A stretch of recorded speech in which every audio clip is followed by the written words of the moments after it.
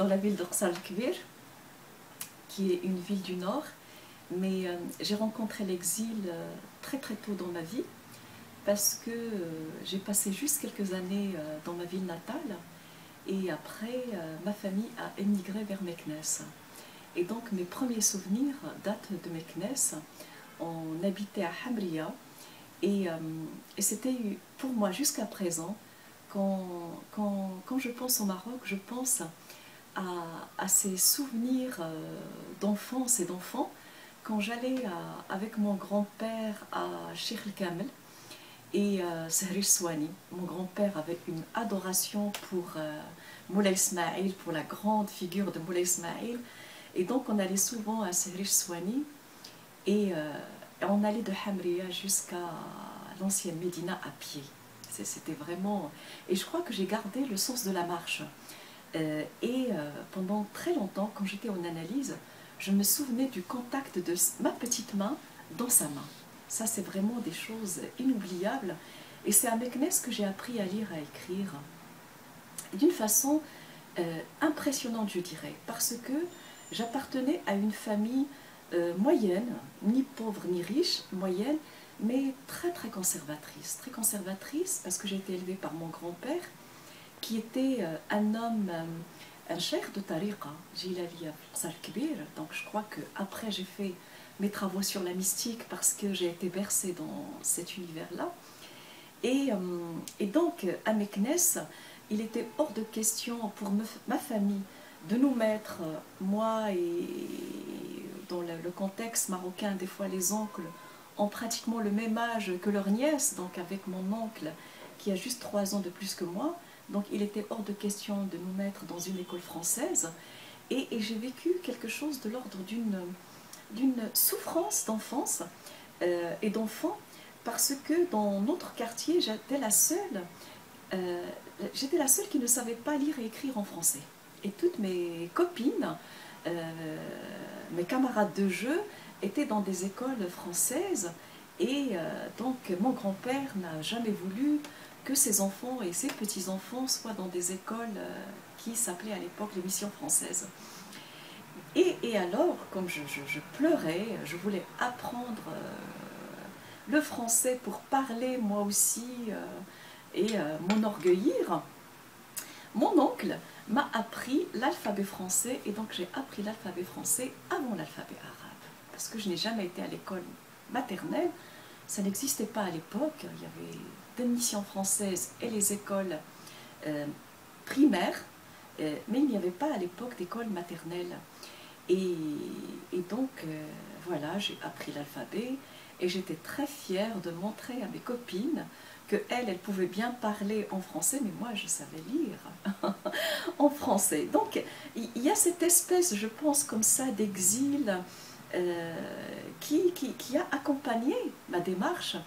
Mon père aussi n'était pas véritablement marocain, parce que c'était un Libyen, c'est un homme qui est parti de la Libye vers l'Égypte pour faire des études. Et après, il est arrivé au Maroc. Et donc, je crois que ça a façonné mon être, et je peux me définir comme pluriel ou multiple. Je ne suis vraiment pas...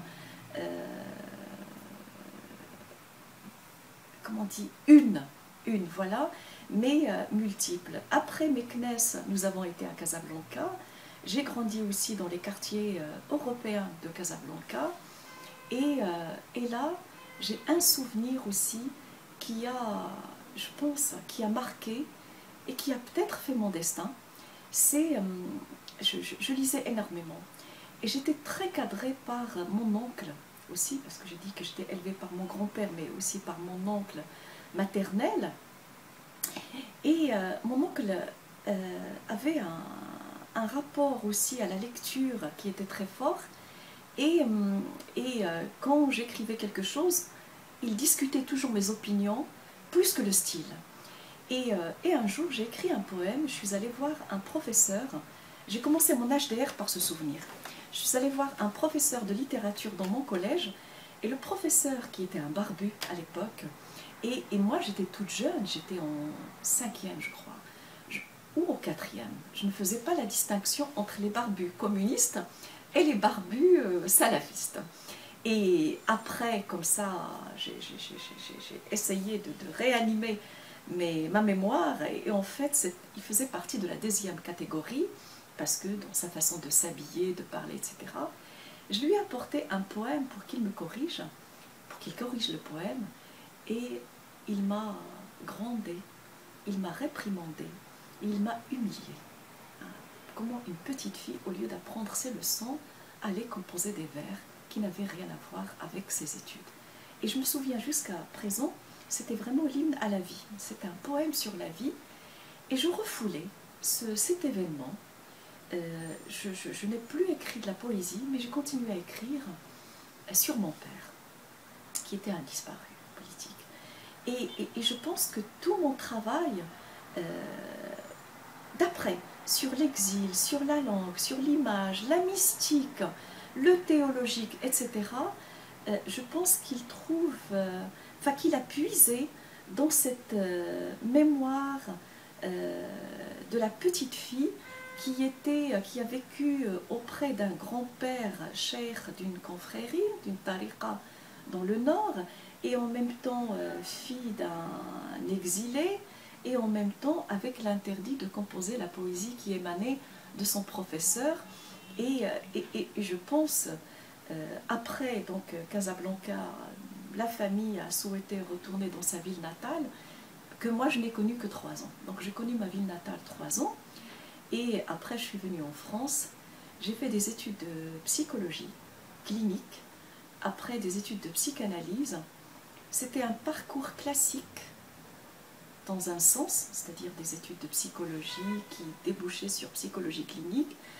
Mais quand j'ai terminé mon DESS, à l'époque, le master professionnel aujourd'hui, je souhaitais reprendre mes objets de recherche, ce qui m'a toujours animée, c'est-à-dire l'amour de la langue. Et je suis allée voir Pierre Fédida avec un sujet, c'est-à-dire la mystique. Je voulais travailler sur la mystique. Pierre Fédida ne connaissait absolument pas la mystique. Et il m'a demandé de travailler sur le féminin. Et je me souviendrai toujours de ma réponse. Je lui dis, je suis trop jeune pour travailler sur ce sujet. J'étais vraiment trop jeune. Et Fédida a ri, il m'a dit, travaillez sur ce que vous souhaitez. Et là, j'ai commencé à travailler sur la mystique. Je ne connaissais absolument pas. C'est ma rencontre avec Michel Choutkiewicz qui a été déterminante pour moi, parce que vraiment Michel Choutkiewicz m'a accueilli dans son séminaire à l'école des hautes études. Il m'a donné mes premiers livres d'Ibn Arabi. Il avait un stylo rouge pour corriger mes traductions, parce que j'avais besoin de traduire moi-même certains passages dont j'avais besoin pour ma thèse. Et Michel Choutkiewicz était le garant auprès de notre laboratoire, qui était le laboratoire de psychopathologie fondamentale. Donc d'un côté, je travaillais avec Pierre Fédida au laboratoire psychopathologie fondamentale de Paris 7, Paris Diderot, et de l'autre côté, le co-directeur était Michel Choutkiewicz, qui lui me cadrait dans ce travail sur la visualité et le langage. Et c'était une thèse passionnante, qui m'a passionnée pendant des années. Vraiment, des fois, j'ai l'impression que je me dis, on est amoureux une seule fois dans sa vie. Et moi, c'était Ibn Arabi. Et j'étais profondément amoureuse, et ça n'a pas cessé jusqu'à présent. Et c'était... en fait, c'était pas comment psychanalyser Ibn Arabi, ça serait vraiment prétentieux et insensé. C'était comment le texte arabe, surtout arabo-musulman, je dirais, et plus précisément le texte d'Ibn Arabi, qui était un grand philologue, comment est-ce qu'il pourrait aider la psychanalyse à sortir de ces difficultés quant à la pensée de l'image. C'est-à-dire qu'à chaque fois qu'on pense l'image, ou le regard, ou le miroir, nous faisons un détour par le miroir de Narcisse. Et il me semblait que la question de la vision, comme je travaillais beaucoup sur les textes grecs, parce qu'il y a le mythe de Persée, avec la tête de Méduse, il y a le mythe de Dionysos, etc. Il n'y a pas que le mythe de Narcisse.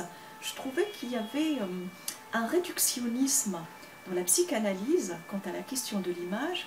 Et comme ma thèse portait sur l'image et le langage, enfin le visuel et le langage, quand on travaille en psychanalyse sur le langage, c'est toujours en s'appuyant sur les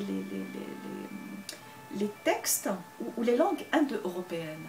Et moi, j'apportais quelque chose d'autre, un autre souffle qui est vraiment la langue sémitique. Et on est arrivé vraiment à des conclusions extraordinaires. Et Pierre Félida, qui travaillait à l'époque à sa manière, rejoignait tout à fait mes travaux et moi je rejoignais les siens. Et on est arrivé à quelque chose qui s'appelle le matériau optique du nom. Donc si l'on prend par exemple le verset Hum ala surur mutaqabilin, Fakhruddin al-Razi, qui était un contemporain d'Ibn Arabi, mais théologien mu'tazilite, disait ce sont les croyants qui vont être dans un face-à-face, c'est-à-dire heureux, ils vont partager des moments de quiétude, etc., dans l'au-delà. Alors que Ibn Arabi, mais pas du tout.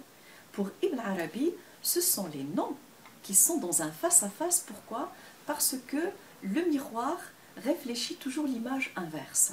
C'est-à-dire que le nom divin Ad-Dar va être en face de An-Nafi'. Donc, et ainsi de suite. Et c'est vrai qu'il y a une structure miroir de la langue, et il y a un génie d'Ibn Arabi qui, pour moi, parce qu'il a puisé dans la philologie, a pu vraiment aller plus loin que tous les théoriciens de l'image de son époque. Et c'est pour ça qu'il reste inclassable. Il était mystique, mais ce n'est pas la mystique de Hallaj, mais même de Rumi. Il a relancé le débat de Ilm al-Kalam sur Tashbih, Tanzih, la transcendance et la ressemblance, mais il n'était pas un théologien. Il était philosophe à sa manière, mais il n'a pas renoué avec le débat d'Ibn Rushd, Ibn Tufayl, Ibn Sina. Il avait un respect immense pour le divin Platon, mais ça s'arrête là, enfin, c'est pas un philosophe. Et donc c'est quelqu'un, je pense, qui a cheminé très très librement. Et s'il y a un aspect donc, qui m'a intéressé chez lui, c'est la question de la philologie, et puis aussi cette liberté de penser, ne pas être ni dans un dogme, ni dans un rite, parce que c'est lui qui a dit لَقَدْ صَارَ قَلْبِي قَابِلًا كُلَّ صُورَةٍ, c'est-à-dire mon cœur est devenu réceptacle de toutes les formes. Et vraiment, il y avait cette grande liberté, et je me suis lancée. Mes premiers textes tournaient tous autour de ce dispositif visuel ou ce matériau optique que contient la langue arabe. Alors je dis juste quelque chose extraordinaire, parce qu'on sait que la langue arabe est une langue à racines. Comme dirait Foucault, le mot est déposé sur sa chose. Et bien arabe, par exemple, le vocable arabe signifie le bassin. Donc ce qui réfléchit aussi l'image, parce qu'on sait qu'en se regardant dans une source d'eau, il y a l'image qui est réfléchie. Et donc c'est vraiment un travail qui m'a passionnée pendant des années, et j'ai rencontré comme ça le féminin petit à petit, à travers de grandes figures, le trône de Balqis, quand elle dit « ka'annahu huwa », c'est-à-dire comme si c'était lui, hein, c'est la femme qui corrige le savoir de Salomon. Quand Salomon, parlant du trône, dit « c'est lui », elle, il dit « c'est comme si c'était lui ». Et Ibn Arabi explique « wa huwa huwa wa laysa huwa huwa », il est lui, il n'est pas lui, parce qu'il dit que les choses se répètent parce que les choses viennent dans le souffle. Et il n'y a pas de répétition de l'identique, mais simplement du semblable. Et là, c'est vraiment, il dit que c'est la femme qui a eu raison. Et donc j'ai commencé à m'intéresser à des figures, Marie, Balqis et Marie que Ibn Arabi définit comme le principe premier. Donc il casse toute la logique aristotélicienne, oui, toute la logique aristotélicienne telle qu'on la voit dans la génération des animaux. Et petit à petit, la question du féminin m'a intéressée. Et là, quand même, en travaillant plus cette question, je me suis rendu compte qu'il y avait quelque chose de magnifique, de splendide. C'est comment les mystiques ont pensé le féminin. Et comment les théologiens ont pensé le féminin. C'est vraiment deux mondes, j'allais dire dichotomiques, parce que si Ibn Arabi dit « Kullu makanin la yu'annas, la yu'awwal alay » tout lieu qui ne se féminise pas, littéralement on ne peut pas compter sur lui, il est stérile, il est vain, ou bien « Al-insaniya laysat az-zukuriya » l'humanité n'est pas la masculinité, la femme, dit-il, est le plus beau des miroirs pour réfléchir à la splendeur divine. Si on va du côté de Attar, il était le premier à parler de Rabi'a, comme celle qui a vraiment balisé le chemin de la mystique musulmane. Du côté de la théologie, il y a quand même un discours extrêmement machiste, et ce qui m'a intéressé, c'est là où il y a, je crois, quelque chose qui n'a pas mérité un travail sérieux, à savoir, ce qui nous façonne, ce n'est pas l'événement, mais c'est la verbalisation et la transmission de l'événement dans la parole. Et quand nous lisons Tabari dans son tafsir, moi je pense que c'est là où il y a le façonnement du sujet humain.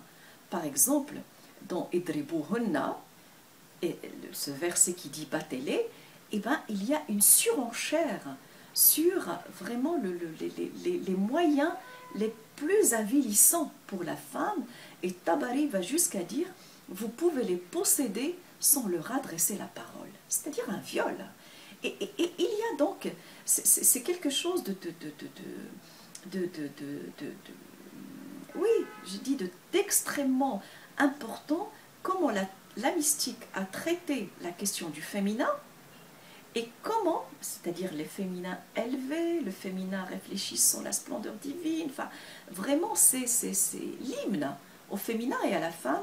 Et puis côté théologie, ben là c'est maltraitant, c'est surpouvoir masculin, et la loi vraiment de l'arbitraire, parce que l'homme dispose de l'âme et du corps de la femme. Donc on voit ça dans la anana, d'après tel, d'après tel, d'après tel. Et pour moi, la mémoire musulmane est là. Et c'est vraiment dans ces premiers textes qui ont transmis, non pas le verset, mais l'interprétation masculine du verset. Et vraiment, c'est un travail qu'il faudrait faire.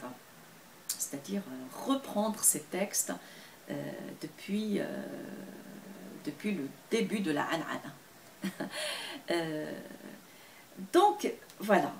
Aujourd'hui, donc, tout ça, c'est vraiment le parcours des années de 20 ans de recherche en quelques minutes.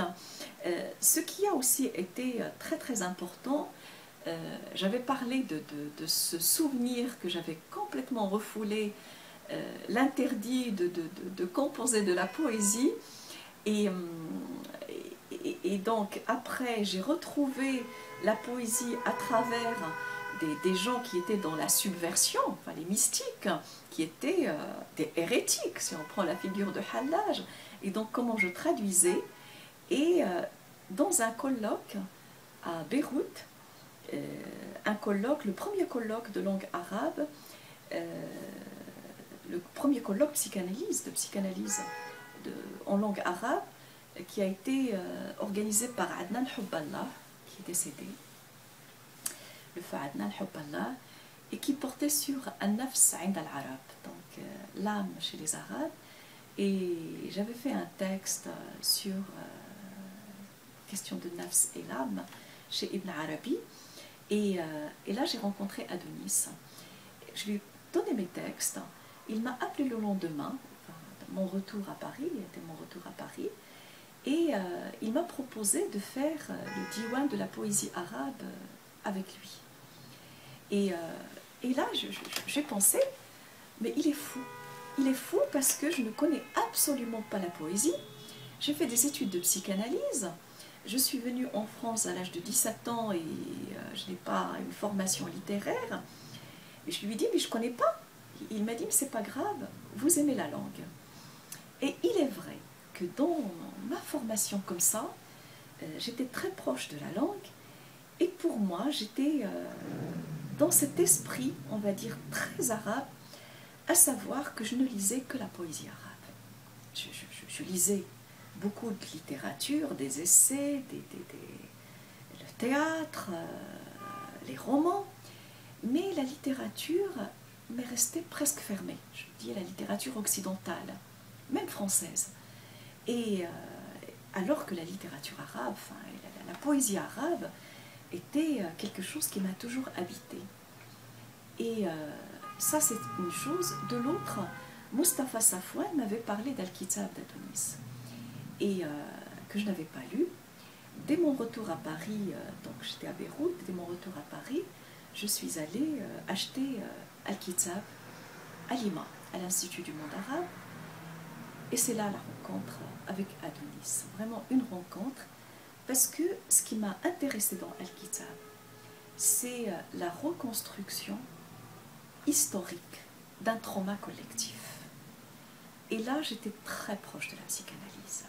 Parce que dans la psychanalyse, ce qui est important, ce n'est pas simplement l'événement, mais comment reconstruire à partir de l'événement.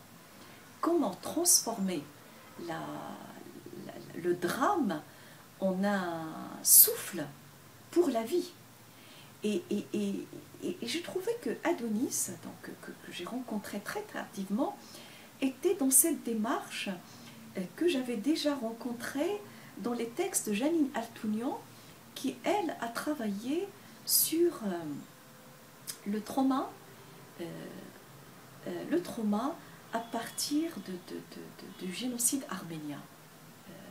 Janine Altounian est une traductrice de Freud, elle n'est pas psychanalyste, mais elle écrit dans la psychanalyse et elle a des travaux extraordinaires et elle parle d'un texte linceul, c'est-à-dire que les disparus sont nommés dans le texte et le texte offre une sépulture et je pense que ma rencontre avec Adonis, c'est cette rencontre-là. C'est pas simplement la langue, la poésie, comme je le disais tout à l'heure, mais il y a aussi la disparition, le trauma, et que faire de ça et comment construire à partir du trauma.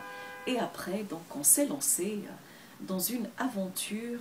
Donc, il y avait le premier, donc d'abord le diwan de la poésie arabe classique, qui allait des mu'allaqat jusqu'à la poésie andalouse.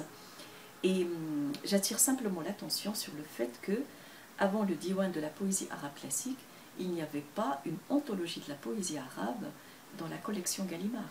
Ça c'est vraiment folio, enfin Gallimard, collection poésie. Donc c'est le premier ouvrage. Après, donc, c'était premier tome d'Al-Kitab, suivi par Le regard d'Orphée, suivi par le deuxième volume d'Al-Kitab, dans la traduction, mais alors que l'ordre de publication est différent, suivi par Histoire qui se déchire sur le corps d'une femme, c'est l'histoire d'Agar. Et le troisième volume d'Al-Kitab va sortir en octobre 2015. Je l'ai donné aux éditions du Seuil. Et la préface porte sur l'État islamique. C'est-à-dire cette folie qui s'empare du monde arabe, qui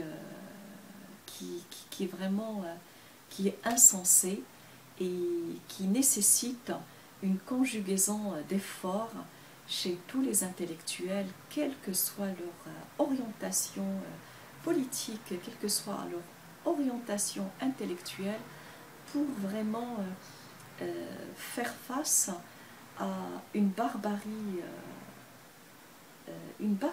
inouïe, et pour aussi sauver une pensée, la pensée aussi arabo-musulmane, la pensée d'Avicenne, d'Ibn Arabi, de Rabi'a. Quand on sait par exemple que la maison de Fatima a été détruite, on se dit, il y a vraiment, ce n'est pas simplement la barbarie contre l'humain, mais contre les vestiges et contre l'histoire. Et que serait l'homme sans histoire?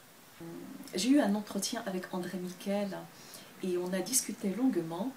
Et comme on sait, André Miquel a traduit les prix islamiques, il a traduit Al-Ma'arri, il a fait un livre extraordinaire sur Al-Ma'moun, et donc cette période extraordinaire dans le monde arabe. Et puis il a traduit Les Mille et Une Nuits quand même avec Ben Cheikh. Et donc je l'ai sollicité pour un ouvrage collectif sur repenser le monde arabe. Et vraiment, j'ai retrouvé chez lui ce que j'ai retrouvé chez des gens comme Mustapha Safwan, comme vraiment des grandes figures du monde arabe, j'allais dire, même si André Miquel n'est pas arabe, mais son cœur était pour la langue arabe, le patrimoine, les vestiges et la poésie, la littérature arabe. Donc des gens comme ça, comme Adonis, Mustapha Safwan, André Miquel, Salah Statier, etc., qui disent tous la même chose, à savoir qu'ils sont amers. Ils sont amers, pourquoi? Parce que on a tous rêvé, même moi, d'une narda, d'une renaissance qui a démarré comme ça avec le début du XXe siècle, fin 19e, début 20e siècle.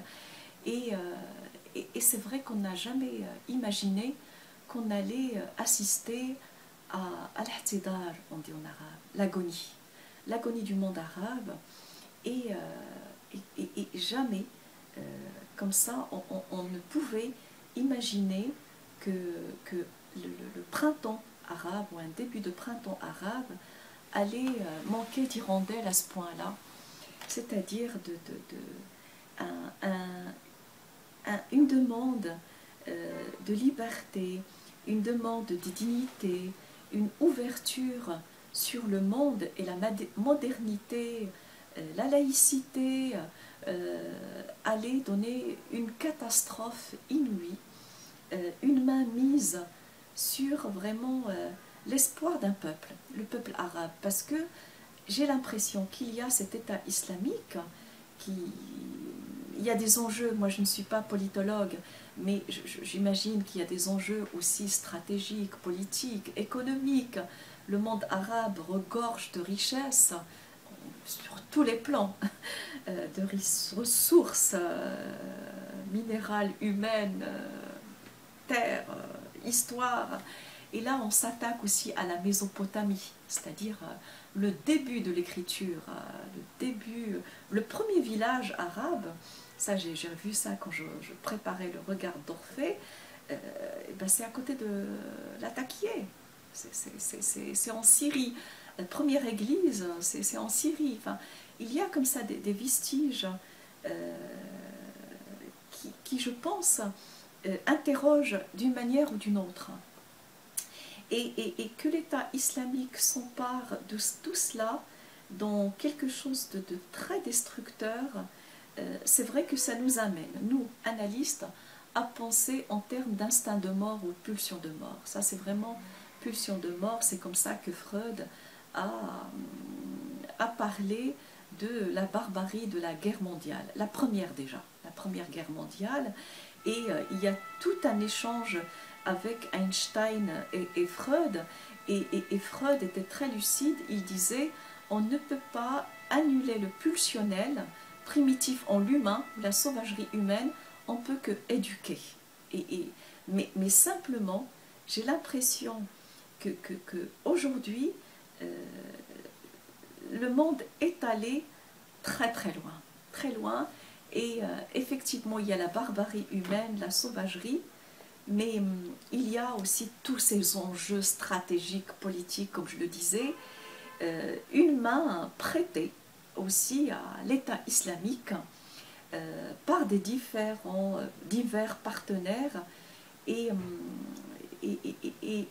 qui précipitent vraiment dans des choses inouïes. Alors, je ne sais pas ce que je pourrais dire d'autre. Je garde quand même l'espoir, mais pour ma part, je me dis les choses comme ça, de la façon suivante.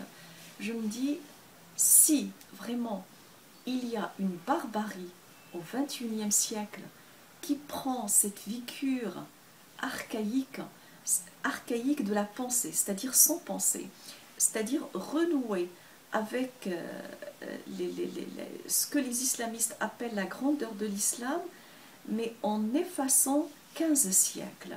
Moi, j'ai eu des discussions avec des chauffeurs de taxi, etc., qui me disaient il faut qu'on porte nal, c'est-à-dire les sandales du prophète.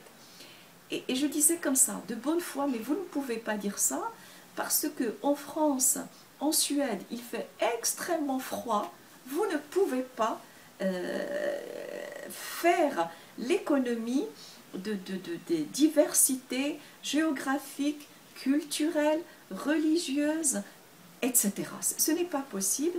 Et j'ai l'impression qu'il y a quelque chose comme ça, comme une pureté de l'origine, mais la pureté de l'origine, on sait que c'est un fantasme, et que l'origine est une construction, et dans l'histoire du monde arabe, lorsque la traduction a commencé, c'était aussi rencontrer l'autre.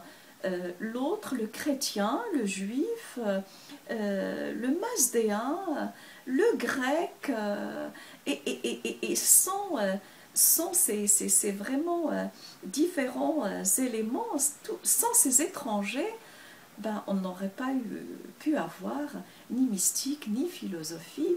Même là, tout à l'heure je parlais de Ilm al-Kalam, cette scolastique de l'islam, et ben, ils ont puisé dans les différentes écoles du débat autour du corps du Christ pour, chez nous, parler du corps divin. Donc il y a une pureté, comme ça, une pureté de l'origine qui est un grand fantasme, mais dans certaines pathologies, le fantasme peut devenir un délire, et aujourd'hui on assiste à un délire des masses.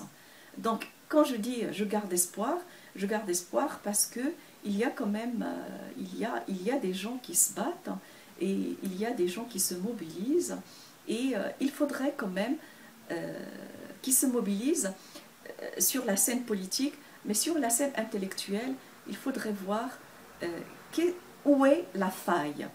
Et là, je pourrais terminer par ça. Dans Malhamat, non pas le Malhamat, si, dans Malhamat al-Harafish, ce livre, La chanson des gueux, de Najib Mahfouz, il est inouï. Pourquoi? Et bien justement pour la question de la fiction, à savoir l'origine est une fiction, et c'est une construction, et le premier de la lignée, c'est-à-dire celui qui va devenir le patriarche, c'est un bâtard. Et moi j'ai trouvé ça magnifique. On ne peut qu'être des bâtards pour lancer quelque chose, et à la fin, le garçon, la fin de la lignée, enfin, pas de la lignée dans le sens d'une extermination, mais celui qui porte la dernière parole, il dit, il y a une faille. Quelle est la faille? Quelle est la faille? Et il termine par ces paroles, la faille est en nous, ce qui les rend forts, c'est notre faiblesse. Et je pense qu'il est vraiment temps pour nous de réfléchir sur notre faille et notre faiblesse, et qu'est-ce qui fait que il y a quelque chose qui, au XXIe siècle, sort sous forme de fantasme de l'origine pure, alors que nous vivons à l'époque de Internet, du Facebook, de tout ce que la technologie nous offre comme moyen aussi de communication et d'ouverture sur l'autre.